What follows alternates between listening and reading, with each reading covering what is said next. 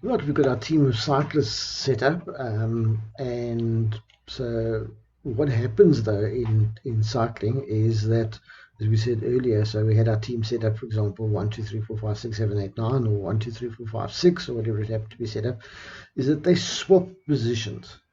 Okay, so if we have a team of six, for example, so they would start off with as 1, 2, 3, 4, 5, 6, and then they would swap. In other words, the front rider, which was number one, would go to the back. Okay, so number two becomes the front rider, and then followed by 3, 5, 6 again.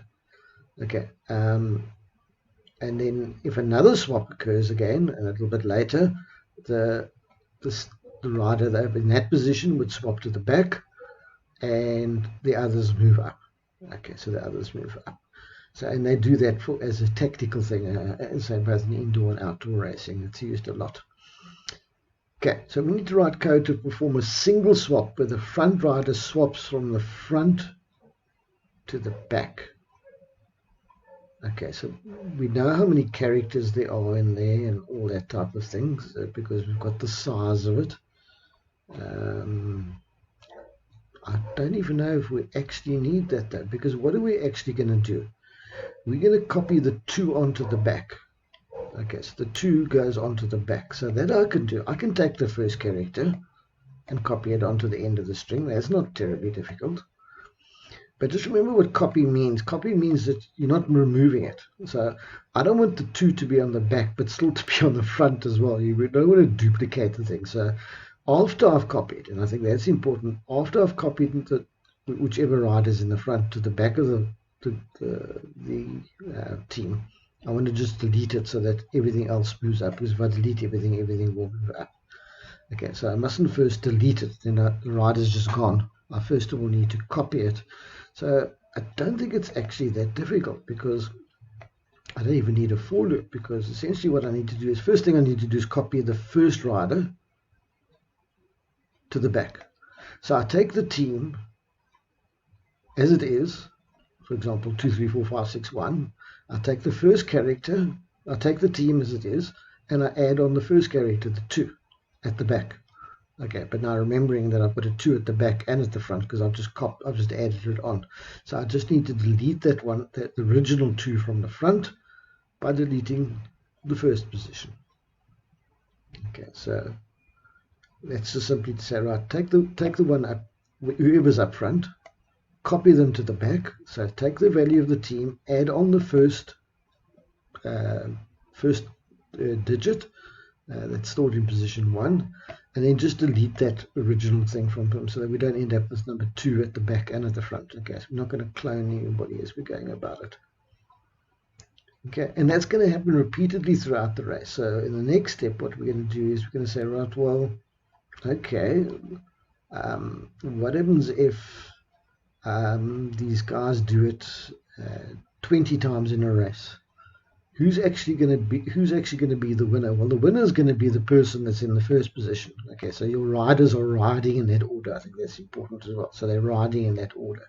Okay, and the person at the back might end up being the winner, or after however, depending on how many swaps they make. And those are what they call team tactics. Okay, so and you'll see it currently with the Tour de France and things like that, where they will ride in a pack, and they what they sometimes call it protecting the rider. Okay, protecting the rider sometimes, and then the guy that they designate, or the rider that they designate, then swaps to the front near the end. Okay, so for example, the riders can swap a number of times in the race. Okay, the spin edge control spin num swaps contains the number of times the cyclists will swap places in the race. So they'll tell you, okay, they're going to swap 20 times in this race, or they're going to swap 15 times. Okay, this number is read and stored in the variable rnum swaps. That's been done for you. So what we've got is rnum swaps, and it could be anything. Could be 20, could be whatever it happens to be. Okay, add to the code from the previous question, if you remember, which if you remember did one swap. Okay, now we need to repeat this. Okay, so for example, if the team started off, we had a team of 6 and they started off and we did 9 swaps. Okay, after the first swap, number 1 goes to the back. Okay, after the second swap, number 2 goes to the back. After the third swap, number 4 goes to the back. After a fifth swap, number 4 goes to the back. You can probably actually work out a mathematical pattern. This actually probably makes this question a lot easier. But anyway, let's do it the longer way. Then number 6 goes to the back. Then we're back to where we were again. Then it could get a little bit trickier. Then number 1 goes to the back. If you try the mathematical approach, that is. Okay, and then number 2 goes to the back, number 3 goes, so after the 9th swap, the person that's in the front of this team is number 4, so they would be the winner. They would be the winner. So that would be the winning cyclist. So essentially what I need to do is just repeat, if we have a look at our previous one, is we have the code to do a single swap. Okay, so I just need to repeat that how many times? Times the number of swaps that there needs to be made. So it's the exact same code. I'm just repeating it times however many times they want me to swap. Okay. Now, I mean, I could go and repeat that, physically repeat that code, but that would be silly. When I just want to say, let's just say I want to swap it 100 times. I'm not going to write out that same code 100 times and doing the same thing 100 times. That's silly. Okay. With all the same, using the same code. So essentially what I've done is I've got the number of swaps. Okay, that was given.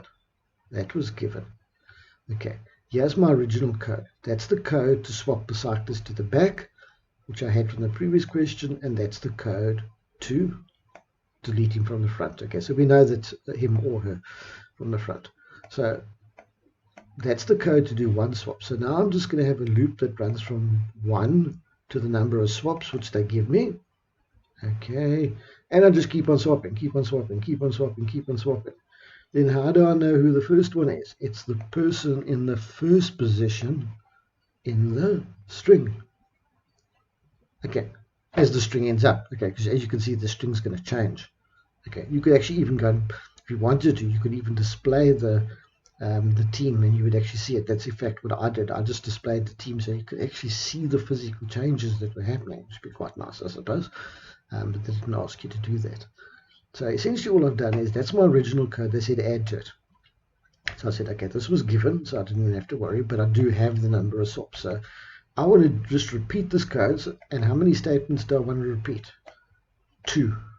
As soon as I want to repeat more than one statement, it must be between a beginning and end. Okay, so it acts like brackets there. And how many times do I want to repeat it? Okay, because you might say, but I'm not using iLoop in here. No, I'm not using iLoop in here. I'm just using iLoop to go from 1 to 20 or from 1 to 30 or from however many times. And however my string ends up in the end, the person in the front is the winner, which is terribly nifty, I think. I think that's a nice one from a tactic point of view. Okay. Right, let's have another.